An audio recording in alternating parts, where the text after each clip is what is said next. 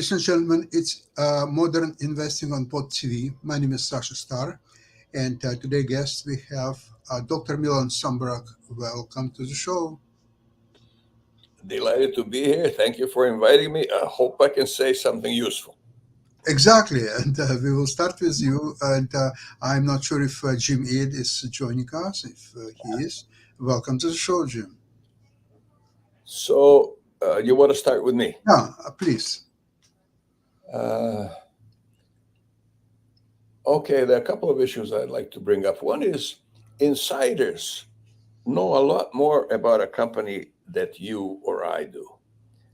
And insider selling is generally seen as a negative indicator. And if insiders are selling, why are they doing so?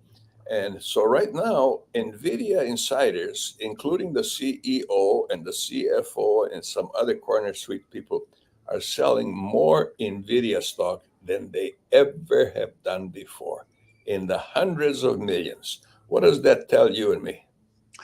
It tells me that Nvidia stock never ever been as high as it is now, and if their cost, whether through options or through buying the market, is minuscule, say $50 a share, $25 a share, Right? or Yeah. I'll tell you it's much less than even $10 a share.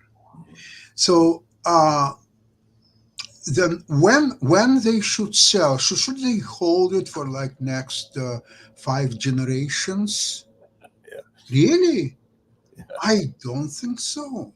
I'm telling you, even I, being not insider or anybody, I'm slowly selling my position as well. As it is goes to 135, I'm lightening up. If it will go down to 120, 125, I will have enough ammunition to get back in. So this is I can't criticize anybody for taking their profit in situation like this. Sure, Nvidia will go much higher than that. It will go to 150 in no time. It will go to 200 even before the year end. That's what I think. But it's not going to be straight line up. Yeah. There will be fluctuations, as you like to say, and we can use these fluctuations to slowly unload some of my positions. If I have 2,000 shares, I don't mind to bring it down to 1,600 shares, maybe 1,400 shares. I'm not going to sell all my positions, that's not going to happen, but to bring it down and to have ammunition to get in at more appropriate prices, if there will be more appropriate prices. Maybe there will be not. And I will be glad if not, because I'm willing, once NVIDIA continues to move upwards, I don't mind to average up and buy shares at 140 and even $150 a share. I don't mind, because my average will be still well below the market price. Plus, I'm always selling covered calls just in case. So my position fully covered and so on. And now don't forget that on Friday there will be rebalancing. It's not only triple option expiration day, which is happening once every 3 months anyway. But what's happened now is, because NVIDIA became the most valuable company in the world, now a lot of ETFs, especially high-tech area, they have to rebalance and put, for example, a couple of funds, they have to sell 11 million shares of Apple and buy 11,000 a million, shares of Nvidia. How do you think the market will react if there is a net buying of 11 million shares? What do you think, Milan? Well, a couple of things here that you mentioned. One is, for instance, you mentioned earlier that the market is at an all-time high, and so is NVIDIA, and so are the Facebook, Amazon, Apple, Netflix, Google, all-time high. Now, Irving Fisher is a renowned economist, a renowned early 20th century economist, greatly respected, who has published a large number of papers and who influenced economic thought to a great extent. But today he's primarily remembered for stating that the market has reached a permanent all-time high. A couple of days later, the market collapsed, the worst collapse in one day ever. So he would feel right at home today, wouldn't he? he, he would take a look at the market today and they say it's a permanent all-time high. Uh, there are people who are saying the same thing for the last several months. Yeah, that's true. Same about Nvidia, same about all other stocks and the market overall. By the way, if it wouldn't be for Nvidia and other Magnificent Six, S&P would never have this all-time high. It would be sinking, it would be losing. So say thanks to this handful of stocks that carry on this useless S&P 500. It's the worst, in my opinion, it's the worst investment these days that you can think of. Because instead of concentrating on winners, you are bringing up 493 losers that outweigh, simply mathematically, they outweigh the winners. So S&P is down, Magnificent Seven up, and it's going on for several months now. So there's no defense, especially people who are saying, "Oh, these stocks are overvalued, Nvidia is overvalued." So are you telling me that you are going to short Nvidia and other Me? Am I stocks? going to No, short no, it? not you. No, no, no. Yeah. The Well, people sure, who are sure. thinking about doom and gloom. I'm receiving a lot of financial publications. Most of them are going into spam right away. Some Right, of yeah. them, I don't even open them. I just look the main message. The main message, overvalued. It's doomed. You know what? Yes, of course, there will be a day when Nvidia will go down. But these A people couple will of not be around. Trust couple me. of things about that, Sasha. When you get one of these messages that you don't want to see, don't unsubscribe because if you unsubscribe, they will simply change their address and pitch that again. No, no, no. I agree. Just delete it. Just delete it every time. Yeah. Now, personally, Rosie and I don't have a fund portfolio. We took out $15,000 a couple of days ago for what we needed. Yeah. And we already made it back just by owning the American market as a whole. Good.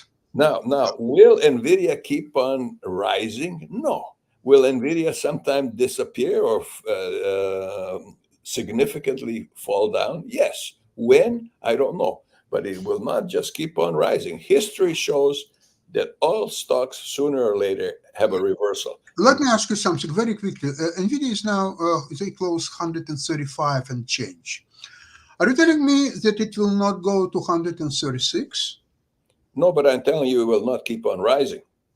That's for sure. at all? Given history of stocks, it will not keep on rising. And So, someday so it will stay at 135 and at some point will go lower, right? Would that your it will at some point go lower and become a loser. So Well, 135, where it is now and change, I can offer you a bet that tomorrow it will open at least 136 or more. I think it will be much more than that, but 136, I'm willing to back. Well, I'm I'm not going to bet you on that Okay. one, Okay. Sasha. But Yeah. So if you agree that it could be 136, you denying it that it could be 140?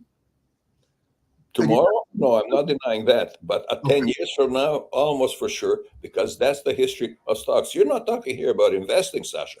You're talking about trading, which is more like what you're doing is in the nature of trading, not in the nature of investing. What Traders means are losers. what means investing in your understanding?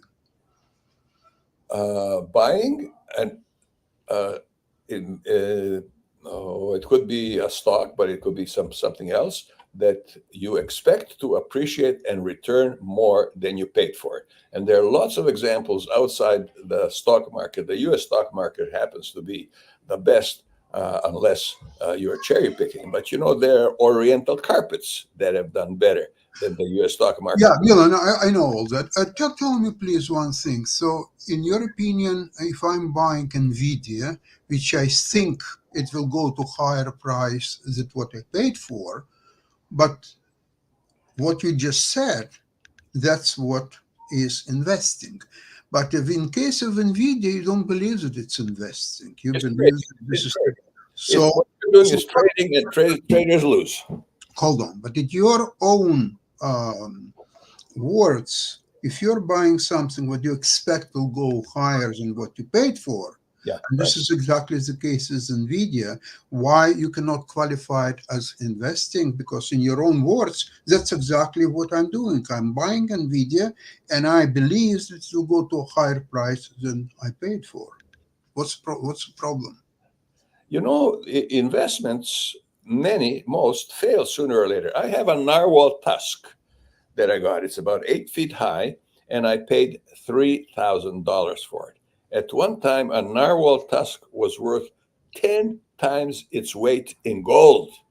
That same narwhal tusk was worth hundreds and hundreds and hundreds and hundreds of thousands of dollars, maybe 400 or 500 years ago. It's nearly worthless now. Buy it for $3,000, and it's just as good looking. But that's what happens. But sorry, Milan, you're not addressing my question. You just said that if you're buying something, like stock, for example, and you expect it to go higher than the price what you pay for. Right. And that's exactly case with NVIDIA. When I was buying at first NVIDIA, I expected, and rightly so, that it will go higher in price. So why you cannot qualify it as investing? Because it's in the nature of trading. First of all, I'm delighted that you're making so much money in NVIDIA, Sasha. Oh no, it's nothing to do with me. Hell with me. I'm doing all my money or so, and I generated well over 1,000% net.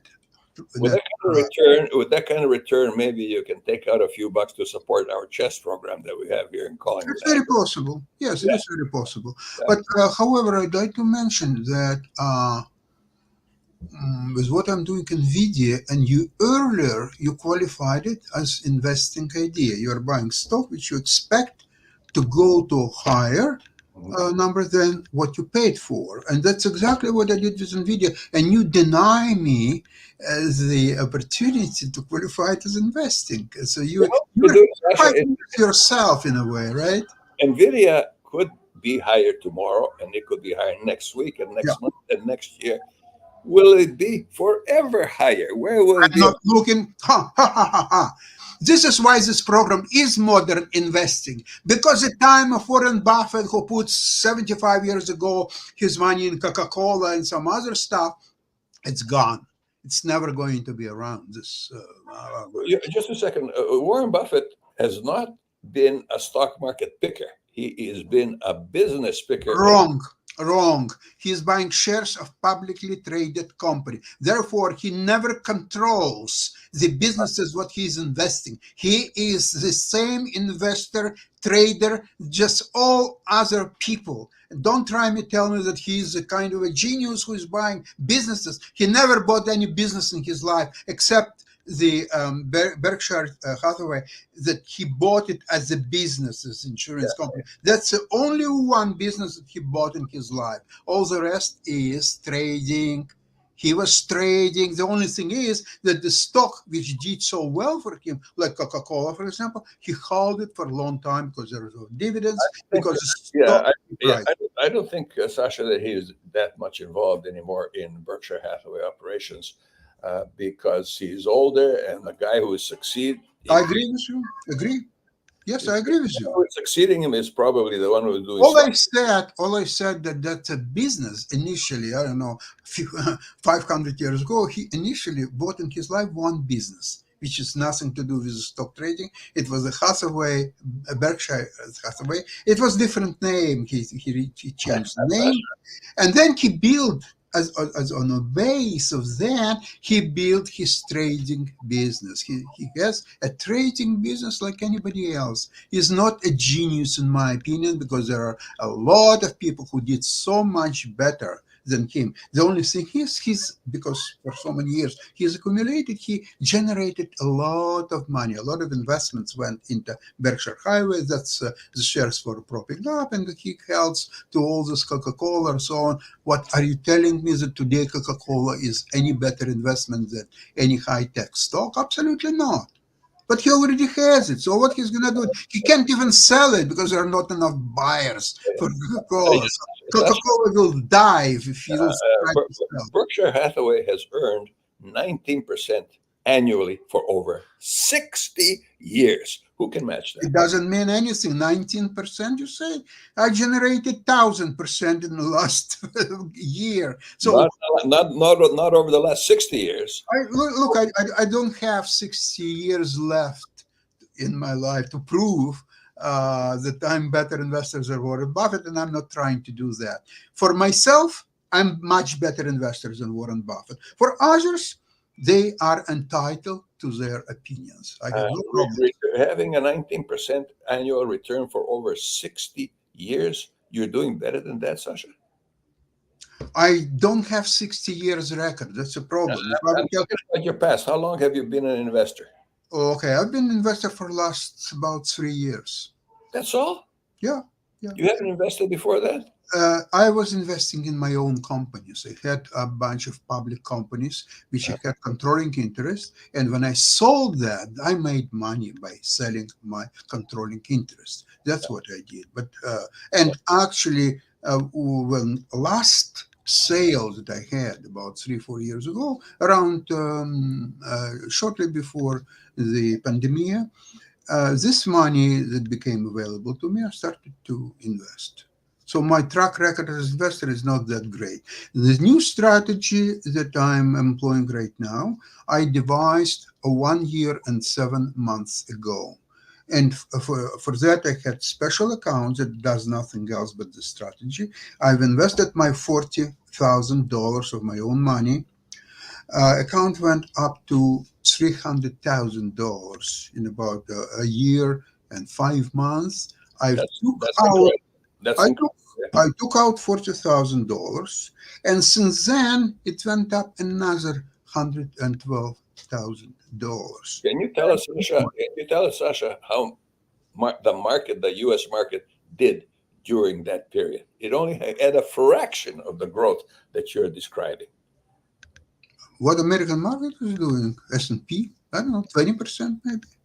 Yeah, just a fraction of what you made. And so, will you be able to continue that 20 years from now? You'll still be around 20 years from now. I don't think so, but thank you for you're wrong. Thank you for good wishes. No, I'm not going to be around at that time. I can do it for. I don't know. Look, even if I will stop trade, let's see, if I will cash out and stop any trading for the last 20 years, this year and 7 months will beat S&P 500 if it will continue trading for another 20 years, and I will stop right now. My record will be much greater than S&P 500 in 20 years. Well, that's really not what history shows to have Why? Okay, let's discuss it. You're saying that S&P is making on average after the inflation, what, 6-8% a year? 6.2%, yeah. 6.2 multiplied by 20. What you gonna get? 120 roughly. Why?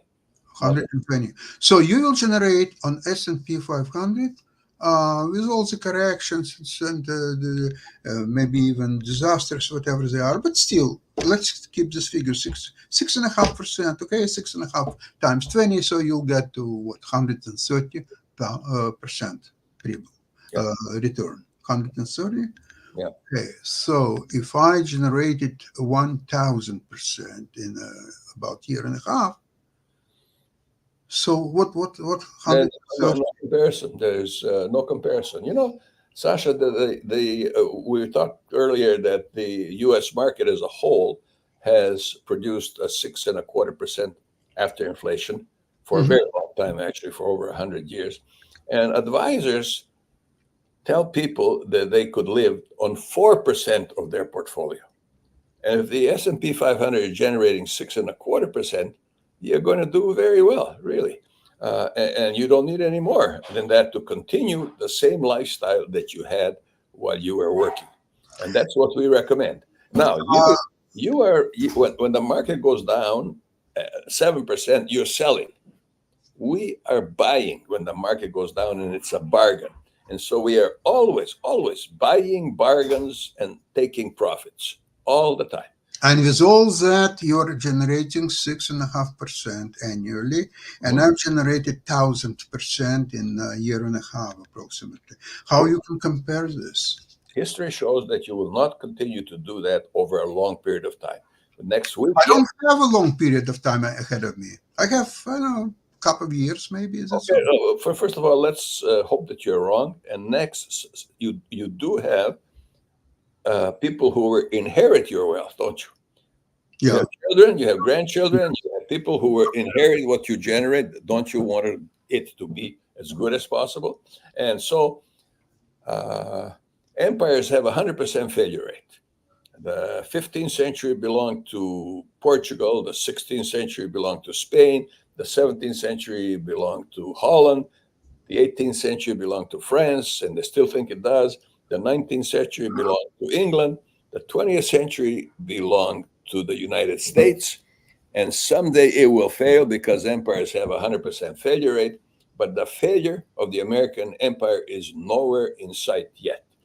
So you're going to live only a few more years. I hope you're wrong about that. But you do have people who will inherit what you create. Don't you want it to be as good as possible?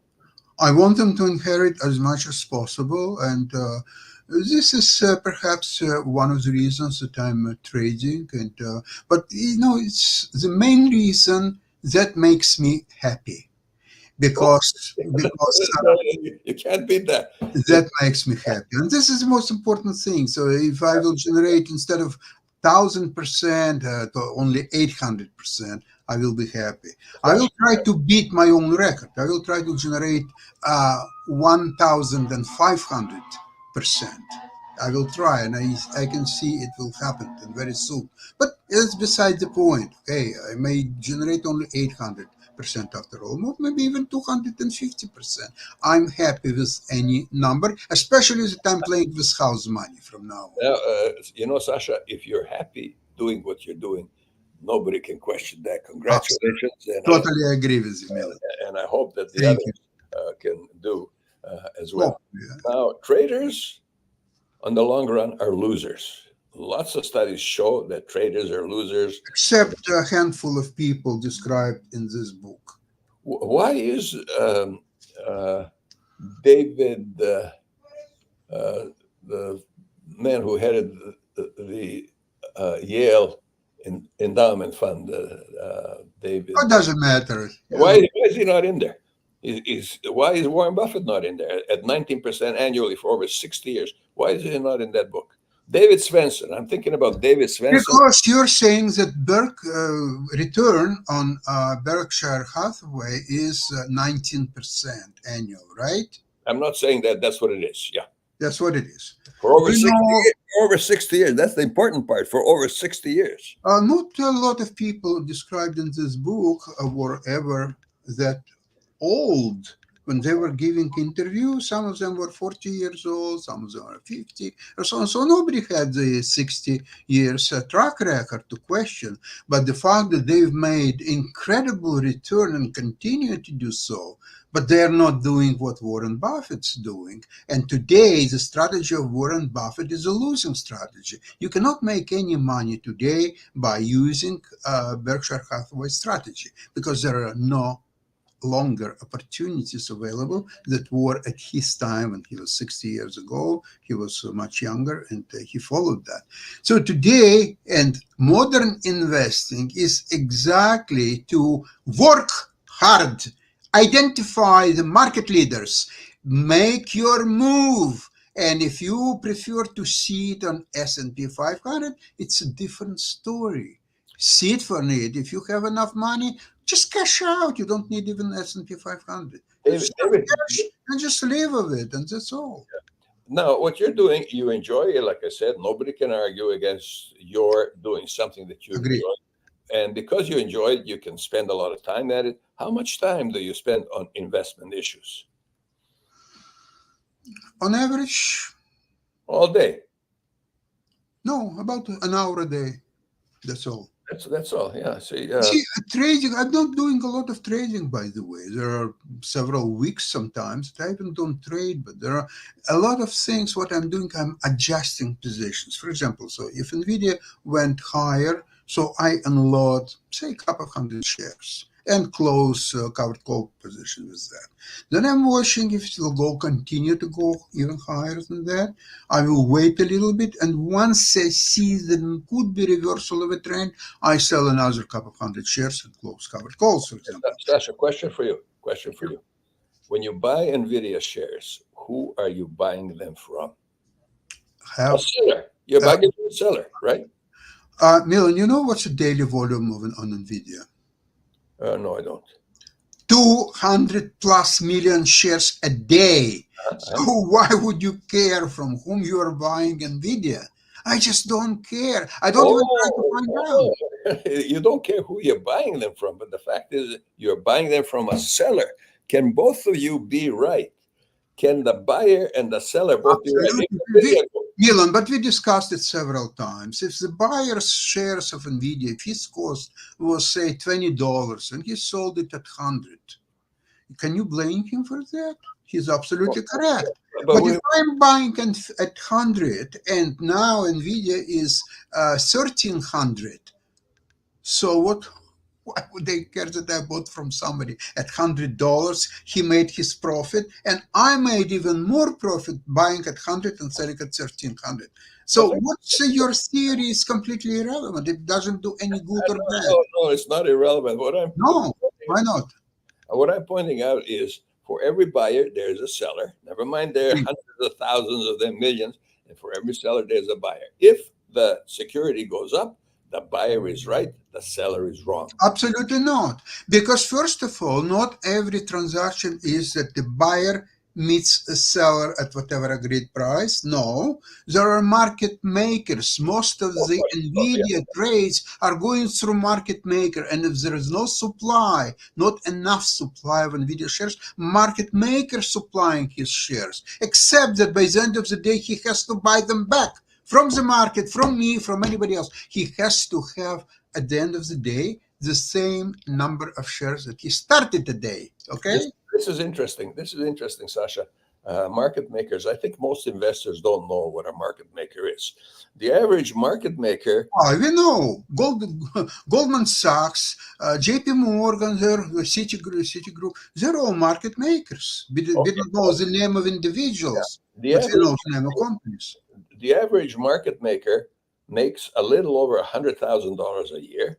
The average American makes a little under $40,000 a year. So the average market maker is doing 2.5, 3 times as much as the average American. However, based on the inside information that market makers have that you and I don't, many of them making more money in a week than a dentist like me would make in 2 or 3 years. Now, if you take a look at the Securities Exchange Commission and actions, so it'll show you what the Securities and Exchange Commission did to punish certain individuals and investment bankers. So you put down SEC actions and then put down the name of any bank or any individual, and you will see the hundreds of millions of dollars that they paid in punishment for misbehaving. The only 2 missing names will be Charles Schwab and Berkshire Hathaway. The rest, all of them, are budgeting the way you and I might budget for our groceries and a trip that we might plan or an automobile that we might buy. They budget for fines in the hundreds of millions. And who pays those? Milan, tell me, this information that you provided us with, and it's not the first time that you are telling that, how does it help you to make any money? Tell me, please. Well, we people who follow us, Monday Morning Millionaires, I said we have about 300 members. And most of them are still working, so they spend most of their time on the job, and they make more money on the job, whatever it is, than they do on investing. Uh, so if they buy the American market as a whole, they would have made 6.2% after inflation for over 100. Excuse me, Milan, you're not answering my question. You just told us just 30 seconds ago, your message was that the market makers that are making so much more money than on trading and some Yeah, yeah. insider information, you are clouding your own and our judgment because that information is redundant. It cannot be useful in any way at all this information and 75 cents will buy you a cup of coffee. That's all what there is to it. So why you are spending 3 4 minutes discuss something completely and so useless? Tell me. I have to ask our investors who work for a living, and they work hard for a living, how they feel about a market maker who is making in a week that the average dentist would make in 2 or 3 years. How do they feel about that? Yeah, I feel fine. I think that you have to make much more money than the dentist because the dentist, there is no any feel of what's happening in society, how they've been trained, well trained technicians who know what to do with the cavities and this or pull this out or so on. They've been trained and it's highly qualified job and they have to pay it well for that job. But people who are in charge of the market makers, it's much more responsible job when there is no training exists and you have to find every step by yourself and figure out many things. I'll tell you about myself. I started from zero, from the scratch, 2 public companies. I'm by profession, I'm a trained musician, Yeah. pianist, and trust me, nobody taught me ever how to start public companies, how to run public companies, what the stock doing, who are the market makers, how you can find which market makers are better than others. And now, since I'm doing trading and investing, and nobody taught me how to do it, I had to figure out myself every step. And if you are doing that right, it's worth much more money than whatever doctors, lawyers, or others Sasha, professionals are making. if one of my colleagues makes a mistake, the patient could die. Could it be more responsible than that? Somebody who is playing around games on Wall Street, Okay. they're in the paper shuffling business. Well, okay. If traders, trader or market makers, whoever they are, if they're making mistake, it also costs their money or the company's Nobody money. loses his life. You know, a medical And, doctor. and by the way, the dentists and the doctors, whatever, they have insurance. So even if they will make insurance will cover them. Nobody will cover trader or market maker from their mistakes. Their mistake, you have to pay for your mistake. So this is different area. I'm not saying that market traders are much better than dentists. So sorry, I'm not going to tell them because those people who elected to become dentists and train for several years, very rigid disciplines, and they achieved their license to become dentists or MDs or whatever. It's all well worth it, and they're rewarded by society accordingly. But the best market makers or traders, any one of these that I already put in this book, they're making 10,000 times more than the best dentists because they have a special talent that they were able to develop and insights of the markets or so on, and they had to come up by themselves. And the dentist, you go to school for 25 years, and any idiot will become a middle kind of. Actually, Sasha, what you say is correct. You know, I keep telling our dentists, I used to train dentists in implant placement, and I said the most important level at which we work is diagnosis. And Yes. everything else that we do can be done by trained monkeys. can be done by technicians. You're absolutely right. And now, how long does it take to become a market maker?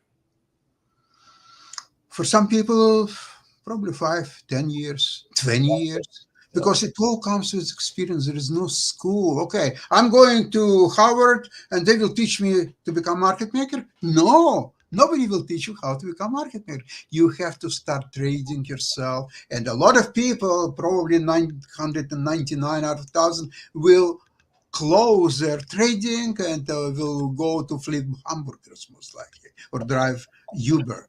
Now, 1 out of 1,000, he will master his skills and his talent, and he will be very successful. Milan, that's how it works, and nothing wrong with that. People who apply to dental schools, 11 out of 12 get turned down. Agree.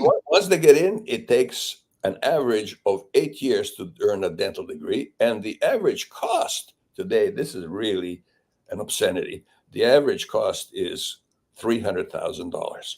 I sold my practice to a dentist whose son graduated, couldn't get into a Canadian university, dental school, there are 10 of them.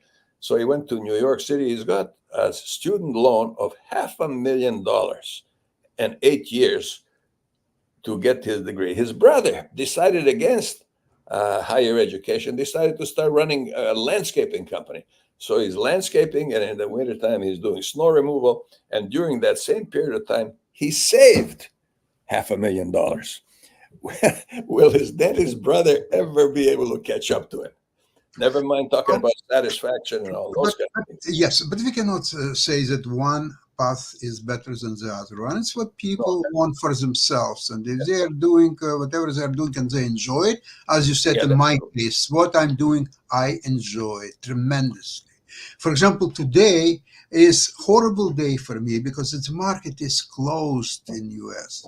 So I cannot do anything because I wanted to buy even more shares because of this rebalancing coming on Friday. But I can't do it if the market is closed. Tomorrow, you'll be able to do it tomorrow. Would one day make such a difference? Yes, it does. If there is only 2 days before expiration on Friday and one day market is closed, it means 50% of whatever you want to do is not available. But, that's not my biggest worry at all. That's fine. Well, interestingly, SPY offers options that sell on the same day. That is, you can buy SPY on a Monday in the morning and sell the options immediately and take your profit or loss in the evening. Is that an advice or information? No, it's not. No, I'm just talking about what's possible. That is the fact that you only have 2 days left because the American market is closed today. It doesn't matter a whole lot because you can do your options trading. But not today, only tomorrow or Friday. This, what you're describing, this is a pure trading. Actually, I would even call it speculation, not even trading. To sell I missed that. What would you call it? Options on S&P same day. This is a pure speculation. It's not even a trading. It's a pure speculation. No, it's not even speculation. It's gambling. Let's call the spade a spade. That's pure gambling. Sasha, there's some exceptions. You have made money as a gambler. Most of the time, the casinos make money as a gambler. Speculators always lose, but they make Wall Street happy.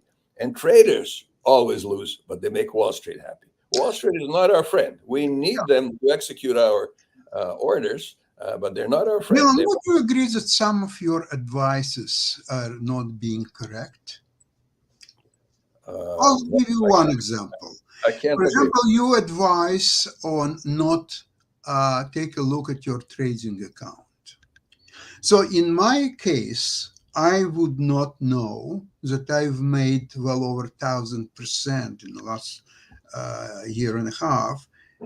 So I have to watch my trading account, and I see nothing wrong with that.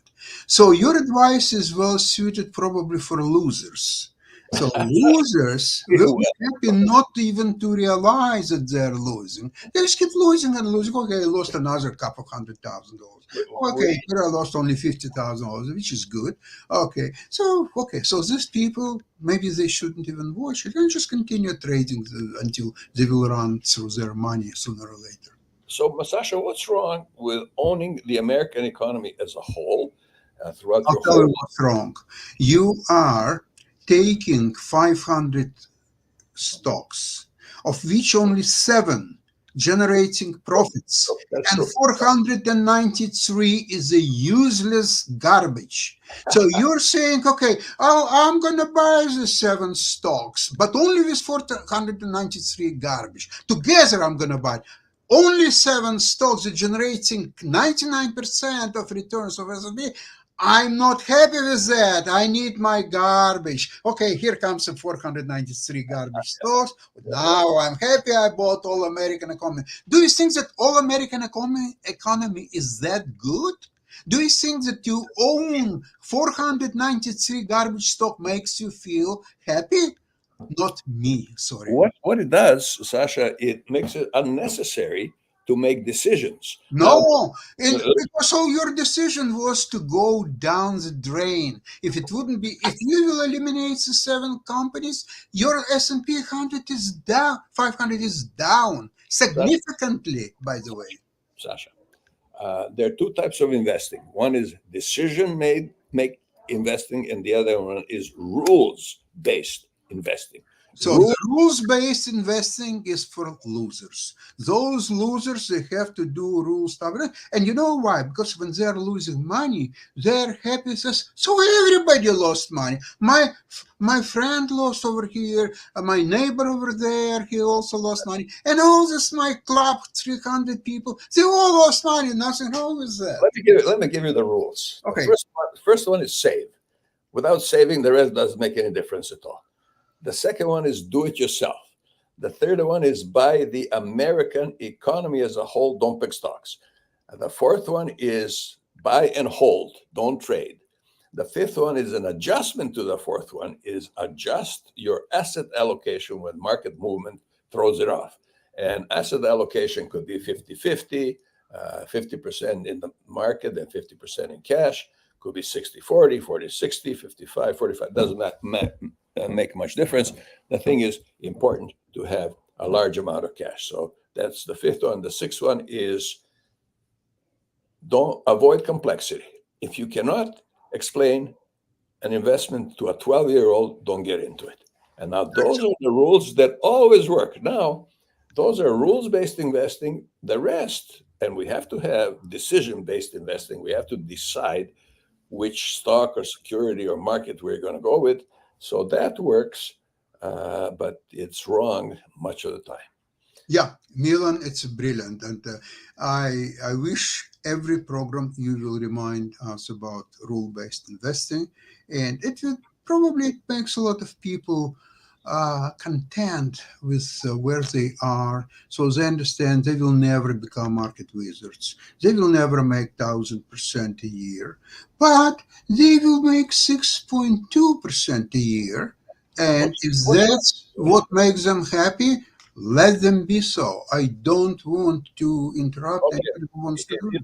If you take a look at the higher income of average professionals, it's somewhere in the order of $400,000 annually.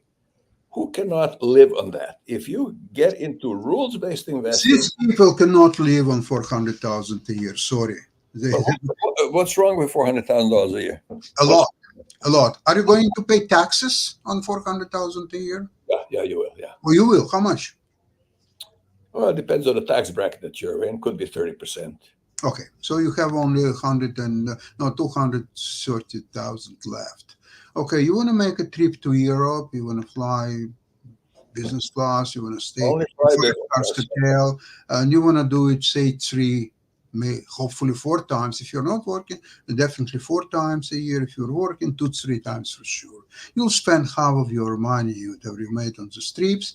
Some of the money you need for your taxes, maintenance of your property, and car maintenance, and or purchase a car here and there, and some other unexpected expenses. There's not much left. 400,000 a year.